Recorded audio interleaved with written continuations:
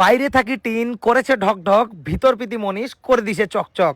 এটা তো মনীষের কামাল। এই যে তোরা এত বড় এটা টিনের ঘর দেখা পাচ্ছেন, এটার লোকেশন আছে গঙ্গরামপুর মিশন মোড়। কিন্তু সত্যি কথা কইতে দা, মুই এতদিন গঙ্গরামপুর মিশন মোড় গেল, আইজ অব্দি এটা মিশনও দেখা পাও না। কিন্তু এটা চার্চ দেখা পাইছু ঠিকই, কেউ কেউ কয়েছে ওই চার্চটাই বলে মিশন।